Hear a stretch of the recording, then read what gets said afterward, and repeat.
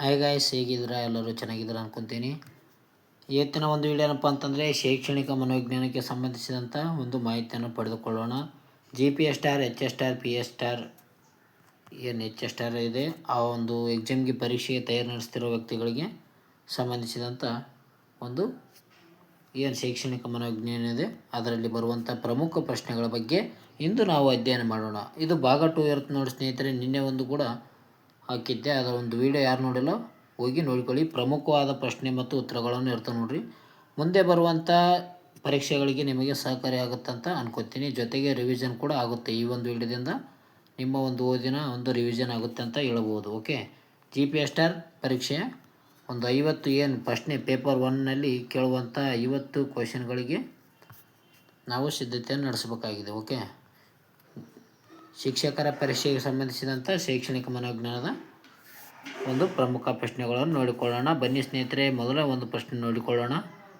ಮೊದಲನೇ ಒಂದು ಪ್ರಶ್ನೆ, ಗೆಸ್ಟಾಲ್ ಪದವು ಯಾವ ಭಾಷೆಯಿಂದ ಬಂದಿದೆ ಅಂತ ಪ್ರಶ್ನೆಯನ್ನು ಕೇಳಲಾಗಿದೆ ನೋಡಿ. ಈ ಒಂದು ಗೆಸ್ಟಾಲ್ ಪದವು ಯಾವ ಭಾಷೆಯಿಂದ ಬಂದಿದೆ ಅಂತ ಕೊಟ್ಟಿದ್ದಾರೆ. ಈ ರೀತಿಯಾಗಿ GPA* ಏನು ಶಿಕ್ಷಕರ ಪರೀಕ್ಷೆ ನಡೆಸ್ತಾರೆ ಆ ಒಂದು ಪರೀಕ್ಷೆಯಲ್ಲಿ ಕೇಳ್ತಾರೆ ನೋಡ್ರಿ. ಒಂದು ಶಿಕ್ಷಕರ ಪರೀಕ್ಷೆಯಲ್ಲಿ ಈ ರೀತಿಯಾದಂಥ ಸೈಕಾಲಜಿ ಪ್ರಶ್ನೆಗಳು ಬರುತ್ತವೆ. ಗೆಸ್ಟಾಲ್ ಪದವು ಯಾವ ಭಾಷೆಯಿಂದ ಬಂದಿದೆ ಅಂತ ಕೊಟ್ಟಿದ್ದಾರೆ. ಇದಕ್ಕೆ ಸರಿಯಾದ ಉತ್ತರ ಆಪ್ಷನ್ ಸಿ ನೋಡಿ, ಜರ್ಮನ್ ಭಾಷೆಯಿಂದ ಬಂದಿದೆ ಅಂತ ಹೇಳ್ಬೋದು ನಾವು. ಈ ಒಂದು ಗೆಸ್ಟಾಲ್ ಪದ, ಗೆಸ್ಟಲ್ ಎಂಬುದು ಏನಪ್ಪ ಅಂತಂದರೆ ಜರ್ಮನ್ ಭಾಷೆಯಿಂದ ಅಂತ ಒಂದು ಪದ ಆಗಿದೆ ನೋಡಿ. ಇದರ ಅರ್ಥ ಏನಪ್ಪ ಅಂತಂದರೆ ಸಮಗ್ರ ಅಥವಾ ಒಟ್ಟಾರೆ ರೂಪ ಅಂತ ಹೇಳ್ತಾರೆ. ಅಂದರೆ ಓಲ್ ಆರ್ ಫಾರ್ಮ್ ಅಂತ ಕೇಳಿರ್ತಾರೆ. ಮ್ಯಾಕ್ಸ್ ವರ್ದೆಮಾನ್, ಕ್ಲೋರ್ ಮತ್ತು ಕೋಪ್ಕಾ ಅವರು ಈ ಪಂಥದ ಪ್ರಮುಖ ವ್ಯಕ್ತಿಗಳಾಗಿರ್ತಾರೆ ನೋಡ್ರಿ. ಗೆಸ್ಟಾಲ್ ಪಂಥದ ಪ್ರಮುಖ ವ್ಯಕ್ತಿಗಳಾಗಿದ್ದಾರೆ ಕ್ಲೋರ್ ಮತ್ತು ಮ್ಯಾಕ್ಸ್ ವರ್ದಿಮಾನ್ ಅವರು. ನೆಕ್ಸ್ಟ್ ನೋಡೋಣ. ನೆಕ್ಸ್ಟ್ ಪ್ರಶ್ನೆ ಇದೇ ರೀತಿಯಾಗಿ ಪರೀಕ್ಷೆಯಲ್ಲಿ ಕೇಳಿದ್ರು ನೋಡಿ. 2026ರಲ್ಲಿ ನಡೆಯುವಂಥ TET ಪರೀಕ್ಷೆ ಕೂಡ ಯಾರು ನಡೆಸ್ತಿದ್ರು ಅಧ್ಯಯನವನ್ನು ಅವರು ಕೂಡ ಈ ಒಂದು ವಿಡಿಯೋನ ತಪ್ಪದೆ ನೋಡಿ. TET ಪರೀಕ್ಷೆಯಲ್ಲಿ 30 ಒಂದು ಸೈಕಾಲಜಿಗೆ ಸಂಬಂಧಿಸಿದಂಥ ಪ್ರಶ್ನೆ ಬರ್ತಿರ್ತಾವೆ. ಓಕೆ, ಅದರಲ್ಲಿ ಎರಡನೇ ಇದು ಪ್ರಶ್ನೆ ನೋಡೋಣ ಬನ್ನಿ. ಪ್ರಮುಖವಾಗಿರುವಂಥ ಪ್ರಶ್ನೆ ಅಂತ ಹೇಳ್ಬೋದು. ಬುದ್ಧಿಶಕ್ತಿಯ ದ್ವಿಕಾರಕ ಸಿದ್ಧಾಂತವನ್ನು ಮಂಡಿಸಿದವರು ಯಾರಂತ ಕೊಟ್ಟಿದ್ದಾರೆ. ಈ ಒಂದು ಪ್ರಶ್ನೆ ಕೂಡ TET ಪರೀಕ್ಷೆಯಲ್ಲಿ ಒಂದು ಬಂದಿದೆ ಅಂತ ಹೇಳ್ಬೋದು. ದ್ವಿಕಾರ ಸಿದ್ಧಾಂತದ ಪಿತಾಮಹ ಮಂಡಿಸಿದವರು ಯಾರಂತ ಕೊಟ್ಟಿದ್ದಾರೆ. ಬುದ್ಧಿಶಕ್ತಿಯ ದ್ವಿಕಾರ ಸಿದ್ಧಾಂತವನ್ನು ಮಂಡಿಸಿದ ವ್ಯಕ್ತಿ ಯಾರಪ್ಪ ಅಂತಂದರೆ ಚಾರ್ಲ್ಸ್ ಸ್ಪಿಯರ್ಮನ್ ಅಂತ ಕರೆಯುತ್ತೆ ನೋಡು. ಇದಕ್ಕೆ ಸರಿಯಾದ ಉತ್ತರ ಆಪ್ಷನ್ಸ್ ಬಿ ಆಗಿದೆ. ಚಾರ್ಲ್ಸ್ ಸ್ಪಿಯರ್ಮನ್ ಇದು ಸರಿಯಾದ ಉತ್ತರ ಆಗಿದೆ ಅಂತ ಹೇಳ್ಬೋದು. ಇವರು ಬ್ರಿಟಿಷ್ ಮನೋವಿಜ್ಞಾನಿ ಆಗಿರುವಂಥ ಚಾರ್ಲ್ಸ್ ಸ್ಪಿಯರ್ಮನ್ ಏನು ಮಾಡ್ತಾರೆ ಅಂದರೆ ಬುದ್ಧಿಶಕ್ತಿಯಲ್ಲಿ 2 ಕಾರಕಗಳನ್ನು ತಿಳಿಸ್ತಾರೆ. ಅವು ಯಾವ್ಯಾವಪ್ಪ ಅಂತಂದರೆ ಮೊದಲನೇದ್ದು ಸಾಮಾನ್ಯ ಕಾರಕ ಆಗಿರುತ್ತೆ, ಅದರದ್ದು G ಅಂತ ಕರೆಯುತ್ತಾರೆ. ಅಂದರೆ ಸಾಮಾನ್ಯ ಕಾರಕಕ್ಕೆ G ಅಂತ ಒಂದು ಸಂಕೇತವನ್ನು ನೀಡುತ್ತಾರೆ. ಅದೇ ರೀತಿಯಾಗಿ ನಿರ್ದಿಷ್ಟ ಕಾರಕಕ್ಕೆ S ಅಂತ ಕರೆಯುತ್ತಾರೆ ನೋಡಿರಿ. S ಫ್ಯಾಕ್ಟರ್ ಅಂತ ಕರೆಯುತ್ತಾರೆ. S ಸಂಕೇತವನ್ನು ನೀಡುತ್ತಾರೆ. ಅದಕ್ಕೆ ದ್ವಿಕಾರ ಸಿದ್ಧಾಂತವನ್ನು ಮಂಡಿಸಿದಂಥ ವ್ಯಕ್ತಿ ಯಾರಾಗಿರ್ತಾರೆ ಚಾರ್ಲ್ಸ್ ಸ್ಪಿಯರ್ಮನ್ ಆಗಿದ್ದಾರೆ ನೋಡಿ. GS ಮತ್ತು ಅವರು ಸಂಕೇತವಾಗಿರ್ತೀವಿ. G ಅಂದರೆ ನಿರ್ದಿಷ್ಟ ಕಾರಕ, G ಅಂದರೆ ಸಾಮಾನ್ಯ ಕಾರಕ, S ಅಂದರೆ ನಿರ್ದಿಷ್ಟ ಕಾರಕ. 2 ರೀತಿಯಾದಂಥ ಒಂದು ಅಂಶಗಳನ್ನು ತಿಳಿಸ್ತಾರೆ ಚಾರ್ಲ್ಸ್ ಸ್ಪಿಯರ್ಮನ್ ಅವರು. ನೆಕ್ಸ್ಟ್ ನೋಡೋಣ. ನೆಕ್ಸ್ಟ್ ಪ್ರಶ್ನೆ, ಯೋಜನಾ ಪದ್ಧತಿಯನ್ನು ಶಿಕ್ಷಣದಲ್ಲಿ ಪರಿಚಯಿಸಿದವರು ಯಾರು ಅಂತ ಕೊಟ್ಟಿದ್ದಾರೆ. ಯೋಜನಾ ಪದ್ಧತಿಯನ್ನು ಶಿಕ್ಷಣದಲ್ಲಿ ಪರಿಚಯಿಸಿದವರು ಯಾರು ಅಂತ ಕೊಟ್ಟಿದ್ದಾರೆ ನೋಡ್ರಿ. ಇದಕ್ಕೆ ಸರಿಯಾದ ಉತ್ತರ ಯಾವುದಪ್ಪ ಅಂತಂದರೆ ಆಪ್ಷನ್ಸ್ ಬಿ ನೋಡಿ, ಕಿಲ್ ಪ್ಯಾಟ್ರಿಕ್ ಅವರು ಯೋಜನಾ ಪದ್ಧತಿಯನ್ನು ಶಿಕ್ಷಣದಲ್ಲಿ ಪರಿಚಯವನ್ನು ಮಾಡ್ತಾರೆ. ಓಕೆ, WH ಕಿಲ್ ಪ್ಯಾಟ್ರಿಕ್ ಅವರು ಏನಪ್ಪ ಅಂತಂದರೆ ತಮ್ಮ ಗುರುಗಳಾದ ಜಾನ್ ಡ್ಯೂಯಿ ಅವರ ಒಂದು ಪ್ರಾಯೋಗಿಕ ತತ್ವಗಳ ಆಧಾರದ ಮೇಲೆ ಯೋಜನಾ ಪದ್ಧತಿಯನ್ನು ಅಭಿವೃದ್ಧಿಪಡಿಸ್ತಾರೆ. ಜಾನ್ ಡ್ಯೂಯಿ ಏನಪ್ಪ ಅಂತಂದರೆ ಕಿಲ್ ಪ್ಯಾಟ್ರಿಕ್ ಅವರ ಒಂದು ಗುರು ಆಗಿರ್ತಾರೆ ನೋಡ್ರಿ. ಇವರ ಒಂದು ಮೂಲಕ ಏನಪ್ಪ ಅಂತಂದರೆ ಯೋಜನಾ ಪದ್ಧತಿಯನ್ನು ಅಭಿವೃದ್ಧಿಪಡಿಸ್ತಾರೆ ಕಿಲ್ ಪ್ಯಾಟ್ರಿಕ್ ಅವರು. ಓಕೆ, ಯೋಜನಾ ಪದ್ಧತಿಯನ್ನು ಶಿಕ್ಷಣದಲ್ಲಿ ಅಳವಡಿಸ್ತಾರೆ ಕಿಲ್ ಪ್ಯಾಟ್ರಿಕ್. ನೆಕ್ಸ್ಟ್ ನೋಡೋಣ. ಮನೋಸಾಮಾಜಿಕ ವಿಕಾಸ ಸಿದ್ಧಾಂತದ ಪ್ರತಿಪಾದಕ ಯಾರು ಅಂತ ಕೇಳಿದ್ದಾರೆ. ಮನೋಸಾಮಾಜಿಕ ಸಿದ್ಧಾಂತ ಪ್ರತಿಪಾದಕರು, ಇದಕ್ಕೆ ಸರಿಯಾದ ಉತ್ತರ ಆಪ್ಷನ್ ಸಿ ನೋಡಿ, ಎರಿಕ್ ಎರಿಕ್ಸನ್ ಅವರು ಏನಪ್ಪ ಅಂತಂದರೆ ಮನೋಸಾಮಾಜಿಕ ವಿಕಾಸದ ಪ್ರತಿಪಾದಕ ಅಂತ ಕರೀತಾರೆ. ಮನೋಸಾಮಾಜಿಕ ಒಂದು ಎರಿಕ್ ಎರಿಕ್ಸನ್ ಅವರು ಏನಪ್ಪ ಅಂತಂದರೆ ಪ್ರತಿಪಾದನೆ ಮಾಡ್ತಾರೆ. ಅದರಲ್ಲಿ ಏನಪ್ಪ ಅಂತಂದರೆ 8 ರೀತಿಯಾದಂಥ ಒಂದು ಮನೋಸಾಮಾಜಿಕ ಹಂತಗಳನ್ನು ವಿಂಗಡಣೆ ಮಾಡ್ತಾರೆ. 8 ಹಂತದಲ್ಲಿ ಮನೋಸಾಮಾಜಿಕ ಹಂತಗಳನ್ನು ವಿಂಗಡಣೆ ಮಾಡಿಗೆಸಿಂದ ಪ್ರತಿಯೊಂದು ಹಂತದಲ್ಲೂ ಕೂಡ ಬಿಕ್ಕಟ್ಟುಗಳನ್ನು ವಿವರಣೆಯನ್ನು ನೀಡ್ತಾರೆ. ಒಂದೊಂದು ಹಂತದಲ್ಲೂ ಕೂಡ ಒಂದೊಂದು ರೀತಿಯಾದಂಥ ಅಂಶಗಳನ್ನು ನೋಡ್ತೀವಿ ನಾವು. ಎರಿಕ್ ಎರಿಕ್ಸನ್ ಅವರ ಬಗ್ಗೆ ನಾವು ತಿಳಿದುಕೊಳ್ಳುವಾಗ ನೋಡ್ಬೋದು ನೋಡಿರಿ. ಎರಿಕ್ ಎರಿಕ್ಸನ್ ಏನಪ್ಪ ಅಂತಂದರೆ ಮನೋಸಾಮಾಜಿಕದ ಪ್ರತಿಪಾದಕರೆಂದು ಕರೆಯುತ್ತಾರೆ. ನೆಕ್ಸ್ಟ್, ರೋಷರ್ಕ್ ಅವರ ಶಾಯಿ ಮಚ್ಚೆ ಪರೀಕ್ಷೆಯು ಯಾವುದನ್ನು ಅಳೆಯುತ್ತದೆ ಅಂತ ಕೊಟ್ಟಿದ್ದಾರೆ ನೋಡಿರಿ. ಅಂದರೆ ಮಸಿ ಗುರುತು ಅಂತ ಕರಿತೀವಿ ನೋಡಿರಿ. ರೋಷಕ್ ಅವರು 1921ರಲ್ಲಿ ಈ ಮಸಿ ಗುರುತನ್ನು ಪತ್ತೆ ಮಾಡ್ತಾರೆ. ಓಕೆ, ಅಳತೆ ಮಾಡ್ತಾರೆ. ಯಾವುದನ್ನು ಅಳತೆ ಮಾಡುತ್ತೆ ಅಂತ ಕೊಟ್ಟಿದ್ದಾರೆ ನೋಡಿರಿ. ಇದಕ್ಕೆ ಸರಿಯಾದ ಉತ್ತರ ಆಪ್ಷನ್ ಸಿ ನೋಡಿ, ವ್ಯಕ್ತಿತ್ವವನ್ನು ಅಳತೆ ಮಾಡುತ್ತದೆ ರೋಷಕ್ ಅವರ ಒಂದು ಮಸಿ ಗುರುತಿನ ಪರೀಕ್ಷೆ. ವ್ಯಕ್ತಿತ್ವವನ್ನು, ಪರ್ಸನಾಲಿಟಿಯನ್ನು ಅಧ್ಯಯನ ಮಾಡುತ್ತದೆ. ಓಕೆ, ಹರ್ಮನ್ ರೋಷಕ್ ರೂಪಿಸಿದ ಈ ಒಂದು ಪರೀಕ್ಷೆ ಏನಪ್ಪ ಅಂತಂದರೆ ವ್ಯಕ್ತಿಯ ಅಪ್ರಜ್ಞೆ ಮನಸ್ಸಿನ ಭಾವನೆಗಳನ್ನು ಮತ್ತು ಒಟ್ಟಾರೆ ವ್ಯಕ್ತಿತ್ವದ ಅಳೆಯುವ ಒಂದು ಪ್ರಕ್ಷೇಪಣ ತಂತ್ರ ಅಂತ ನಾವು ಹೇಳಬಹುದು. ಈ ಒಂದು ರೋಷಕ್ ಮಸಿ ಗುರುತು ಪರೀಕ್ಷೆ 1921ರಲ್ಲಿ ಇದು ಮಾಡ್ತಾರೆ ನೋಡ್ರಿ. ಪ್ರತಿಪಾದಕರು ವ್ಯಕ್ತಿತ್ವದ ಬಗ್ಗೆ ಪ್ರತಿಪಾದನೆ ಮಾಡ್ತಾರೆ. ನೆಕ್ಸ್ಟ್ ನೋಡೋಣ. ಮಾಡಿ ಕಲಿ ಎಂಬ ಪರಿಕಲ್ಪನೆಯನ್ನು ಶಿಕ್ಷಣದಲ್ಲಿ ನೀಡಿದವರು ಯಾರಂತ ಕೊಟ್ಟಿದ್ದಾರೆ ನೋಡ್ರಿ. ಮಾಡಿ ಕಲಿ ಎಂಬ ಒಂದು ಪರಿಕಲ್ಪನೆಯನ್ನು ಶಿಕ್ಷಣದಲ್ಲಿ ನೀಡಿದವರು ಯಾರು ಅಂತ ಕೊಟ್ಟಿದ್ದಾರೆ. ಇದಕ್ಕೆ ಸರಿಯಾದ ಉತ್ತರ ಆಪ್ಷನ್ ಸಿ ನೋಡಿ, ಜಾನ್ ಡ್ಯೂಯಿ ಅವರು ಮಾಡಿ ಕಲಿ ಎಂಬ ಒಂದು ಪರಿಕಲ್ಪನೆಯನ್ನು ಶಿಕ್ಷಣದಲ್ಲಿ ನೀಡುತ್ತಾರೆ. ಇದಕ್ಕೆ ಸರಿಯಾದ ಉತ್ತರ ಮಾಡಿ ಕಲಿ ಜಾನ್ ಡ್ಯೂಯಿ ನೋಡಿ. ಆಪ್ಷನ್ ಸಿ ಸರಿಯಾದ ಉತ್ತರ ಆಗಿದೆ ನೋಡಿ. ಓಕೆ, ಪ್ರಾಯೋಗಿಕವಾದಿ ಆಗಿರುವಂಥ ತತ್ವಜ್ಞಾನಿ ಆಗಿರುವ ಜಾನ್ ಡ್ಯೂಯಿ ಅವರು ಏನು ಮಾಡ್ತಾರೆ ಅಂದರೆ ಶಿಕ್ಷಣದಲ್ಲಿ ಮಾಡಿ ಕಲಿ ಅಥವಾ ನೈಜ ಅನುಭವಗಳ ಮೂಲಕ ಕಲಿಯುವಿಕೆ ಅತ್ಯಂತ ಹೆಚ್ಚು ಒತ್ತು ನೀಡುತ್ತಾರೆ. ಯಾರು? ಜಾನ್ ಡ್ಯೂಯಿ ಅವರು ಏನಪ್ಪ ಅಂತಂದರೆ ಮಾಡಿ ಕಲಿ ಅಥವಾ ನೈಜ ಈಗ ಅನುಭವ ಏನಂದರೆ ಆ ಒಂದು ಅನುಭವಗಳ ಮೂಲಕ ಕಲಿ ಅಂತ ಹೇಳ್ತಾರೆ ನೋಡಿರಿ. ಯಾರು? ಜಾನ್ ಡ್ಯೂಯಿ ಅವರು. ನೆಕ್ಸ್ಟ್ ಹೋಗೋಣ. ನೆಕ್ಸ್ಟ್ ಪ್ರಶ್ನೆ, ಇದ್ದ ಈಗೋ ಮತ್ತು ಸೂಪರ್ ಈಗೋ ಪರಿಕಲ್ಪನೆಯನ್ನು ನೀಡಿದವರು ಯಾರು ಅಂತ ಕೊಟ್ಟಿದ್ದಾರೆ ನೋಡ್ರಿ. ಇದ್ದ ಈಗೋ ಮತ್ತು ಸೂಪರ್ ಈಗೋವನ್ನು ಪರಿಕಲ್ಪನೆ ನೀಡಿದಂಥ ವ್ಯಕ್ತಿ ಯಾರು ಅಂತ ಕೊಟ್ಟರ. ಇದು ಕೂಡ ಭಾಳ ಇಂಪಾರ್ಟೆಂಟ್ ಆಗುತ್ತೆ ನೋಡ್ರಿ. ಪರೀಕ್ಷೆಯಲ್ಲಿ ಕೇಳುವಂಥ ಸಂಬಂಧಿತೆ ಹೆಚ್ಚಿದೆ. ಓಕೆ, ಸರಿಯಾದ ಉತ್ತರ ಸಿಗ್ಮಂಡ್ ಫ್ರಾಯ್ಡ್ ನೋಡ್ರಿ. ಸಿಗ್ಮಂಡ್ ಫ್ರಾಯ್ಡ್ ಅವರು 3 ರೀತಿಯಾದಂಥ ಒಂದು ವಿವರಣೆ ನೀಡ್ತಾರೆ. ಅದರಲ್ಲಿ ಇದ್ದ ಈಗೋ ಮತ್ತು ಸೂಪರ್ ಈಗೋ ಅಂತ 3 ರೀತಿಯಲ್ಲಿ ಹೇಳ್ತಾರೆ ಸಿಗ್ಮಂಡ್ ಫ್ರಾಯ್ಡ್ ಅವರು. ಫ್ರಾಯ್ಡ್ ಅವರು ಮನೋವಿಶ್ಲೇಷಣಾ ಸಿದ್ಧಾಂತದ ಪ್ರತಿಪಾದಕರಾಗಿದ್ದಾರೆ. ಇವರು ಏನಪ್ಪ ಅಂತಂದರೆ ವ್ಯಕ್ತಿತ್ವದ 3 ಪ್ರಮುಖ ರಚನೆಗಳನ್ನು ನೀಡುತ್ತಾರೆ. ಮೊದಲನೇದ್ದು ಅಂದರೆ ಇದು ಅಂದರೆ ಸುಖ ತತ್ವವನ್ನು ಅಪೇಕ್ಷಿಸುತ್ತದೆ. ಅಂದರೆ ಸುಖವನ್ನು ಅಪೇಕ್ಷಿಸೋದು ಯಾವುದು? ಆಗಿರ್ತದೆ ನೋಡ್ರಿ. ನಂತರದಲ್ಲಿ ಈಗೋ ಅಂದರೆ ಏನಪ್ಪ ಅಂತಂದರೆ ವಾಸ್ತವಿಕ ತತ್ವ ಅಂತ ಕರಿತೇವೆ ನಾವು. ಅದೇ ರೀತಿಯಾಗಿ ಕೊನೆಯದಾಗಿ 3ನೇದು ಸೂಪರ್ ಈಗೋ ಅಂತ ಬರ್ತದೆ. ಸೂಪರ್ ಈಗೋ ಯಾವುದಕ್ಕೆ ಸಂಬಂಧಿಸಿದಂತ ಕೊಟ್ಟಿದ್ದರು ನೋಡ್ರಿ ಸೈಕಾಲಜಿ ಪ್ರಶ್ನೆ. ಸೂಪರ್ ಈಗೋ ಒಂದು ಪ್ರಶ್ನೆ ಕೇಳಿದರು. ಸೂಪರ್ ಈಗೋ ಅಂದಾಗ ಅದೇನು ಸುಖ ತತ್ವ ಏನು ವಾಸ್ತವಿಕ ತತ್ವ ಅಂತ ಕೊಟ್ಟಿದ್ರು. ಅಲ್ಲಿ ನೈತಿಕ ತತ್ವ ಕೂಡ ಇತ್ತು ನೋಡಿರಿ. ಅದಕ್ಕಾಗಿ ನೈತಿಕ ತತ್ವ ಏನಪ್ಪ ಅಂತಂದರೆ ಸೂಪರ್ ಈಗೋಗೆ ಸಂಬಂಧಿಸಿದೆ. ಅದಕ್ಕಾಗಿ ಸೂಪರ್ ಈಗೋ ಅಂದರೆ ಏನಂದರೆ ನೈತಿಕ ತತ್ವ ಅಂತ ಹೇಳ್ತೀವಿ ನಾವು. ನೆಕ್ಸ್ಟ್ ಹೋಗೋಣ. ಪ್ರಪಂಚದ ಮೊದಲ ಬುದ್ಧಿಶಕ್ತಿ ಪರೀಕ್ಷೆಯನ್ನು ಯಾರು ಅಭಿವೃದ್ಧಿಪಡಿಸಿದರು ಅಂತ ಕೇಳಿದ್ದಾರೆ ನೋಡ್ರಿ. ಪ್ರಪಂಚದ ಮೊದಲ ಬುದ್ಧಿಶಕ್ತಿ ಪರೀಕ್ಷೆಯನ್ನು ಅಭಿವೃದ್ಧಿಪಡಿಸಿದಂಥ ವ್ಯಕ್ತಿ ಯಾರಂತ ಕೊಟ್ಟಿದ್ದಾರೆ. ಇದಕ್ಕೆ ಸರಿಯಾದ ಉತ್ತರ ಆಪ್ಷನ್ಸ್ ಬಿ ನೋಡಿ, ಆಲ್ಫ್ರೆಡ್ ಬಿನೆಟ್ ಅಂತ ನಾವು ಕರಿತೇವೆ ನೋಡು. ಅದಕ್ಕೆ ಸರಿಯಾದ ಉತ್ತರ ಆಗಿದೆ.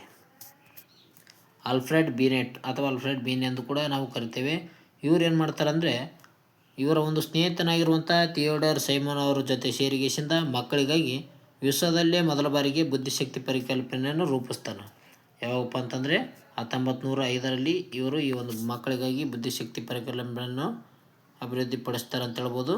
ಯಾರ್ಯಾರಪ್ಪ ಅಂತಂದರೆ ಆಲ್ಫ್ರೆಡ್ ಬಿನೆಟ್ ಮತ್ತು ಥಿಯೋಡರ್ ಸೈಮನ್ ಅವರು ಇಬ್ಬರು ವ್ಯಕ್ತಿಗಳು ಸೇರಿ ಏನು ಮಾಡ್ತಾರೆ ಅಂದರೆ ಬುದ್ಧಿಶಕ್ತಿ ಪರಿಕಲ್ಪನೆಯನ್ನು ನೀಡುತ್ತಾರೆ ಅಂತಲೇ ಹೇಳ್ಬೋದು 1905ರಲ್ಲಿ. ನೆಕ್ಸ್ಟ್ ನೋಡೋಣ. ನೆಕ್ಸ್ಟ್, ಸಿದ್ಧತಾ ನಿಯಮ, ಅಭ್ಯಾಸ ನಿಯಮ ಮತ್ತು ಪರಿಣಾಮ ನಿಯಮ ಇವು ಯಾರ ಕಲಿಕಾ ನಿಯಮಗಳು ಅಂತ ಕೊಟ್ಟಿದ್ದಾರೆ. ಸಿದ್ಧತಾ ನಿಯಮ, ಅಭ್ಯಾಸ ನಿಯಮ ಮತ್ತು ಪರಿಣಾಮ ನಿಯಮ ಇವು ಯಾರ ಒಂದು ಕಲಿಕಾ ನಿಯಮಗಳು ಅಂತ ಕೊಟ್ಟಿದ್ದಾರೆ ನೋಡ್ರಿ. ಇದಕ್ಕೆ ಸರಿಯಾದ ಉತ್ತರ ಆಪ್ಷನ್ಸ್ ಎ ನೋಡಿ, ತಾರಂಡ್ಯಾಕ್.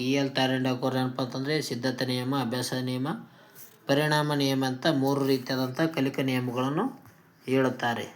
ಓಕೆ, ತಾರಂಡ್ಯಾಕ್ ಸರಿಯಾದ ಉತ್ತರ ಆಗಿದೆ ನೋಡ್ರಿ. ಇವರು ಒಂದು ತಮ್ಮ ಪ್ರಯತ್ನ ಮತ್ತು ಪ್ರಮಾದದ ಒಂದು ಸಿದ್ಧಾಂತದಲ್ಲಿ ಈ 3 ಪ್ರಮುಖ ಅಂಶಗಳನ್ನು ನೀಡುತ್ತಾರೆ ಅಂತಲೇ ಹೇಳ್ಬೋದು. ಯಾವ್ಯಾವು? ಸಿದ್ಧತೆ ನಿಯಮ, ಅಭ್ಯಾಸ ನಿಯಮ, ಪರಿಣಾಮ ನಿಯಮ ಅಂತ 3 ಅಂಶಗಳನ್ನು ಪ್ರಯತ್ನ ಮತ್ತು ಪ್ರಮಾದದ ಮೇಲೆ ಸಿದ್ಧಾಂತದಲ್ಲಿ ಹೇಳ್ತಾರೆ. ಇವರು ಯಾವ ಒಂದು ಪ್ರಾಣಿ ಮೇಲೆ ಅಧ್ಯಯನ ಮಾಡಿದ್ದಾರೆ ಅಂದರೆ ಬೆಕ್ಕಿನ ಮೇಲೆ ಅಧ್ಯಯನ ಮಾಡ್ತಾರೆ ಅಂತ ಹೇಳ್ಬೋದು. ಬೆಕ್ಕು ಮೇಲೆ ಇವರು ಅಧ್ಯಯನ ಮಾಡ್ತಾರೆ. ಇವರು ಮೊದಲ ಬಾರಿಗೆ ಪ್ರಾಣಿಯ ಮೇಲೆ ಪ್ರಯೋಗ ಮಾಡಿದಂಥ ವ್ಯಕ್ತಿಯಾಗಿದ್ದಾರೆ ನೋಡಿ, ಥಾಯರ್ಯಾಂಡೈಕ್ ಅವರಾಗಿದ್ದಾರೆ. ಓಕೆ, ನೆಕ್ಸ್ಟ್ ನೋಡೋಣ. ನೆಕ್ಸ್ಟ್, ಡಿಸ್ಗ್ರಾಫಿ ಎಂಬುದು ಯಾವ ರೀತಿಯ ಕಲಿಕಾ ನ್ಯೂನತೆಯಾಗಿದೆ ಅಂತ ಕೊಟ್ಟಿದ್ದಾರೆ. ಡಿಸ್ಗ್ರಾಫಿ ಅಂದರೆ ಏನಪ್ಪ ಅಂತಂದರೆ ಯಾವ ರೀತಿಯಾದ ಕಲಿಕಾ ನ್ಯೂನತೆ ಬಗ್ಗೆ ಸಂಬಂಧಿಸಿದಂಥ ಒಂದು ಪ್ರಶ್ನೆ ಇರುತ್ತದೆ ಕಡ್ಡಾಯವಾಗಿ. ಇದು ಕೂಡ ನೋಡಿಕೊಳ್ಬೇಕಾಯ್ತು ನೋಡ್ರಿ. ಇದಕ್ಕೆ ಸರಿಯಾದ ಉತ್ತರ ಏನಪ್ಪ ಅಂತಂದರೆ ಡಿಸ್ಗ್ರಾಫಿ ಅಂದರೆ ಆಪ್ಷನ್ಸ್ ಡಿ, ಬರವಣಿಗೆ ದೋಷ ಆಗಿದೆ ನೋಡಿ. ಡಿಸ್ಲೆಕ್ಸಿ ಅಂದರೆ ಏನಪ್ಪ ಅಂತಂದರೆ ಓದುವ ದೋಷ ಆಗಿರ್ತದೆ. ಡಿಸ್ಗ್ರಾಫಿ ಅಂದರೆ ಏನಪ್ಪ ಅಂತಂದರೆ ಬರವಣಿಗೆ ದೋಷ ಆಗಿರುತ್ತೆ ನೋಡ್ರಿ. ಅದಕ್ಕಾಗಿ ಡಿ ಸರಿಯಾದ ಉತ್ತರ ಆಗಿದೆ. ಗಣಿತದ ವಿಷಯಕ್ಕೆ ಏನಪ್ಪ ಅಂತಂದರೆ ಡಿಸ್ಕ್ಯಾಲ್ಕ್ಯುಲಿ ಅಂತ ಕರಿತೇವೆ. ಮಾತಿನ ಒಂದು ಮಾತಿನಲ್ಲಿ ದೋಷ ಉಂಟಾದರೆ ಡಿಸ್ಫೋಬಿಯಾ ಅಂತ ಇದೆ ಯಾವುದು. ಓಕೆ, ಬರವಣಿಗೆ ದೋಷ ಸರಿಯಾದ ಉತ್ತರ ಆಗಿದೆ ನೋಡಿ. ಡಿಸ್ಗ್ರಾಫಿ ಅಂದ್ರಪ್ಪ ಅಂತಂದರೆ ಬರವಣಿಗೆ ದೋಷ ಅಂತ ಕರಿತೀವಿ. ಮಕ್ಕಳಲ್ಲಿ ಏನಪ್ಪ ಅಂತಂದರೆ ಅಕ್ಷರ ಬರೆಯಲು ಕಷ್ಟ ಆಗ್ತಿರ್ತದೆ, ಜೊತೆಗೆ ಪದಗಳ ನಡುವೆ ಸರಿಯಾದ ರೀತಿಯಲ್ಲಿ ಅಂತರ ಬಿಡಲು ಕಷ್ಟ ಆಗ್ತಿರ್ತದೆ. ಓಕೆ, ಈ ರೀತಿಯಾದ ಬರೀತಿರ್ತಾರೆ ಅವರು ದೂರ. ಬರವಣಿಗೆ ಸಂಬಂಧಿಸಿದಂಥ ನರವೈಜ್ಞಾನಿಕ ದೋಷವನ್ನು ನಾವು ಗ್ರಾಫಿ ಅಂತ ಕರಿತೇವೆ. ನೆಕ್ಸ್ಟ್ ನೋಡೋಣ. ನೆಕ್ಸ್ಟ್, ಶಿಶು ಕೇಂದ್ರಿತ ಶಿಕ್ಷಣದ ಪಿತಾಮಹ ಎಂದು ಯಾರನ್ನು ಕರೆಯುತ್ತಾರೆ? ಚೈಲ್ಡ್ ಸೆಂಟ್ರಲ್ ಎಜುಕೇಷನ್ ಎಂದು ಪಿತಾಮಹ ಎಂದು ಯಾರನ್ನು ಕರೀತಾರೆ ಅಂತ ಕೊಟ್ಟಿದ್ದಾರೆ. ಇದಕ್ಕೆ ಸರಿಯಾದ ಉತ್ತರ ಯಾರಪ್ಪ ಅಂತಂದರೆ ಸರಿಯಾದ ಉತ್ತರ ಆಪ್ಷನ್ಸ್ ಬಿ ನೋಡಿ, ಜಿನ್ ಜಾಕ್ವೆಸ್ ರೋಸೋ ಅಂತ ನಾವು ಕರೀತೇವೆ.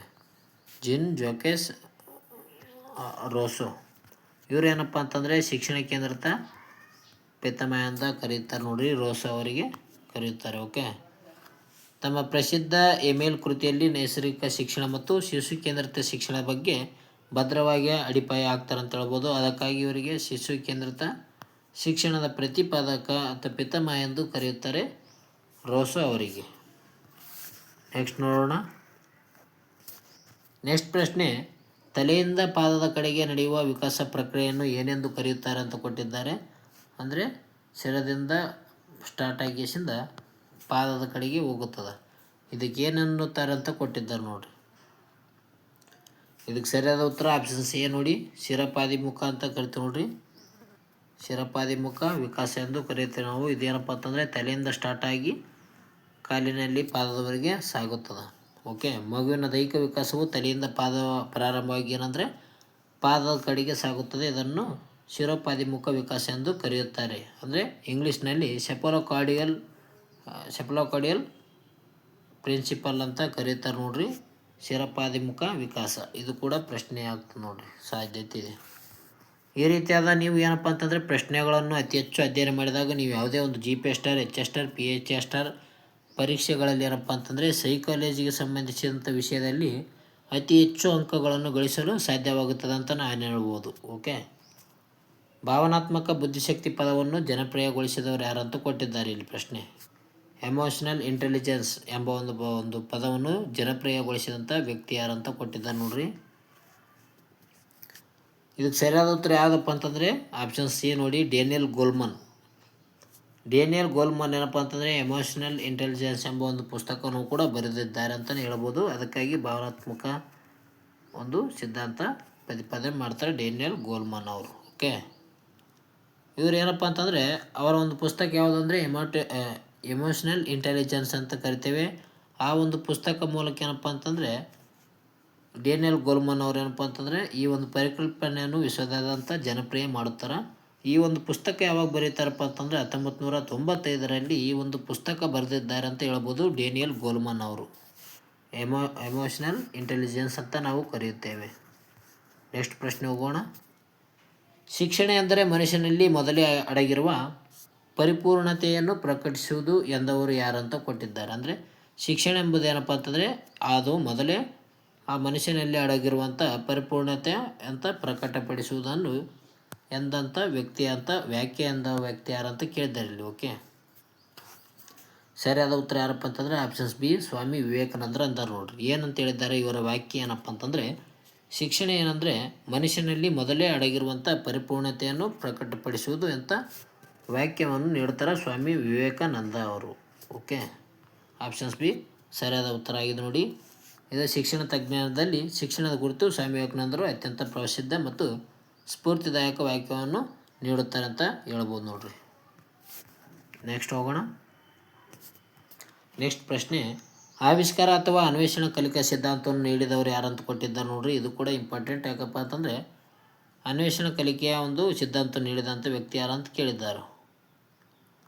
ಇದಕ್ಕೆ ಸರಿಯಾದ ಉತ್ತರ ಜೆರೋಮ್ ಬ್ರೂನರ್ ನೋಡ್ರಿ. ಆಪ್ಷನ್ ಸಿ ಸರಿಯಾದ ಉತ್ತರ ಜೆರೋಮ್ ಬ್ರೂನರ್. ಆವಿಷ್ಕಾರ ಅಥವಾ ಅನ್ವೇಷಣಾ ಕಲಿಕೆಯನ್ನು ಪ್ರತಿಪಾದನೆ ಮಾಡುತ್ತಾರೆ. ಇವರೇನು ಪ್ರಕಾರ ಏನಪ್ಪ ಅಂತಂದರೆ, ವಿದ್ಯಾರ್ಥಿಗಳು ತಮಗೆ ಬೇಕಾದ ಜ್ಞಾನವನ್ನು ಅನ್ವೇಷಿಸುವ ಮೂಲಕ ತಾವೇ ಸ್ವಂತ ಜ್ಞಾನವನ್ನು ರಚಿಸಿಕೊಳ್ಳುವುದನ್ನು ಇದು ಅನ್ವೇಷಣಾ ಕಲಿಕೆ ಅಂತ ಹೇಳ್ಬೋದು. ಇದನ್ನು ಪ್ರತಿಪಾದನೆ ಮಾಡಿದಂಥ ವ್ಯಕ್ತಿ ಜೆರೋಮ್ ಬ್ರೂನರ್ ಆಗಿದ್ದಾರೆ. ಯಾವುದೇ ಒಂದು ಮಗು ಏನಾದರೂ ಒಂದು ಸಮಯದಲ್ಲಿ ಬರವಣಿಗೆಯನ್ನು ಪತ್ತೆ ಮಾಡಿ ಅನ್ವೇಷಣೆ ಮಾಡಿಗೆಸಿಂದ ಬರೆಯೋದನ್ನು ಹೇಳ್ತಾರೆ. ಇವರು ಯಾರು? Jerome Bruner.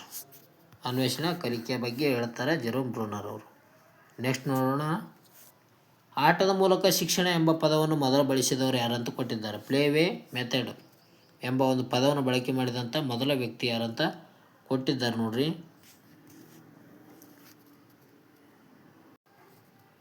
ಇದಕ್ಕೆ ಸರಿಯಾದ ಉತ್ತರ ಆಪ್ಷನ್ಸ್ ಬಿ ನೋಡಿ, ಹೆನ್ರಿ ಕಾಲ್ಡ್ವೆಲ್ ಕುಕ್ ಅಂತ ನಾವು ಹೇಳ್ತೀವಿ. ಇವರೇನಪ್ಪ ಅಂತಂದರೆ ಆಟದ ಮೂಲಕ ಶಿಕ್ಷಣ ಎಂಬ ಒಂದು ಪದವನ್ನು ಬಳಕೆ ಮಾಡಿದಂಥ ಮೊದಲ ವ್ಯಕ್ತಿಯಾಗಿರ್ತಾರೆ, ಹೆನ್ರಿ ಕಾಲ್ಡ್ವೆಲ್ ಕುಕ್. ಓಕೆ, ಇವರು ಬ್ರಿಟಿಷ್ ಶಿಕ್ಷಣ ತಜ್ಞ ಆಗಿರುವಂಥ ಕಾಲ್ಡ್ವೆಲ್ ಕುಕ್ ಏನು ಮಾಡ್ತಾರೆ ಅಂದರೆ ಪ್ಲೇವೇ ಮೆಥಡ್ ಎಂಬ ಪದವನ್ನು ಮೊದಲ ಬಾರಿಗೆ ಹುಟ್ಟಾಕ್ತಾರೆ. ನಂತರದಲ್ಲಿ ಈ ಒಂದು ಪದವನ್ನು ಯಾರಪ್ಪ ಅಂತಂದರೆ ಫೆಡ್ರಿಕ್ ಪ್ರೋಬೆಲ್ ಅವ್ರು ಏನು ಮಾಡ್ತಾರೆ ಅಂದರೆ ಶಿಕ್ಷಣದಲ್ಲಿ ವ್ಯಾಪಕವಾಗಿ ಬಳಕೆ ಮಾಡ್ತಾರೆ.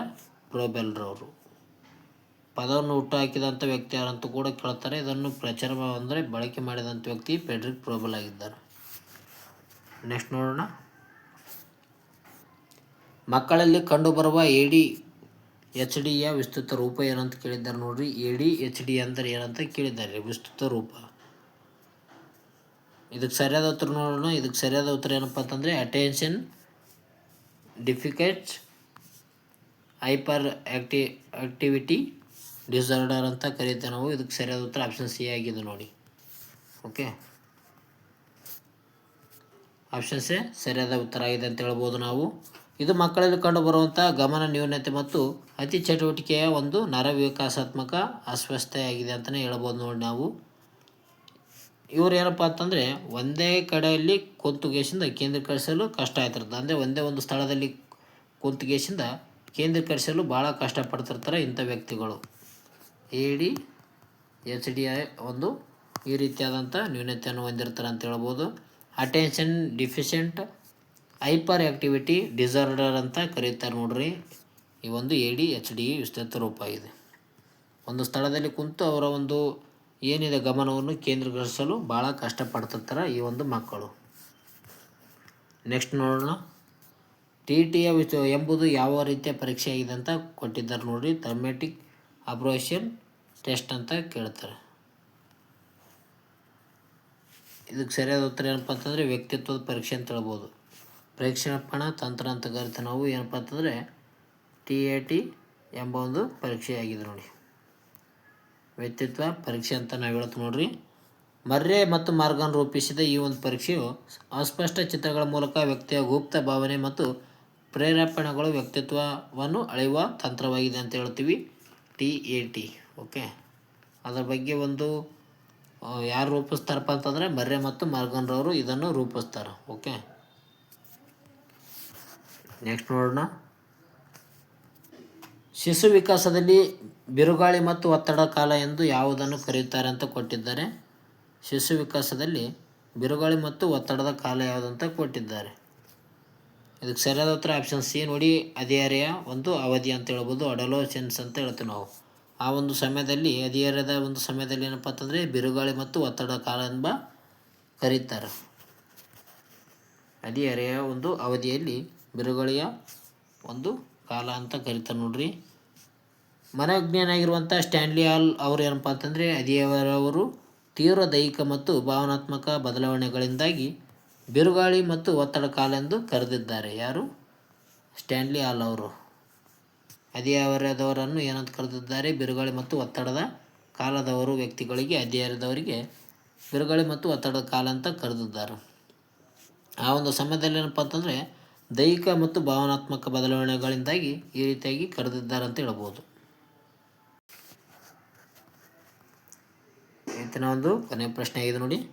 ಸ್ಮೃತಿಯ ಮೊದಲ ಪ್ರಕ್ರಿಯೆ ಅಥವಾ ಹಂತ ಯಾವುದು ಅಂತ ಕೇಳಿದ್ದಾರೆ. ಅಂದರೆ ಸ್ಮೃತಿಯ ಮೊದಲ ಹಂತ ಯಾವುದು ಅಂತ ಕೊಟ್ಟಿದ್ದಾರೆ. ಸ್ಮೃತಿಯ 4 ರೀತಿಯ ಹಂತಗಳು ಇರ್ತವೆ ನೋಡಿ. ಓಕೆ, ಯಾರು ಓದಿದ್ದೀರಾ ಸೈಕಾಲಜಿ ಅವ್ರಿಗೆ ಗೊತ್ತಿರ್ತಾ ನೋಡಿ ಸ್ನೇಹಿತರೆ. ಸ್ಮೃತಿಯ ಮೊದಲನೇ ಹಂತ ಯಾವುದು ಅಂತ ಕೊಟ್ಟಿದ್ದಾರೆ.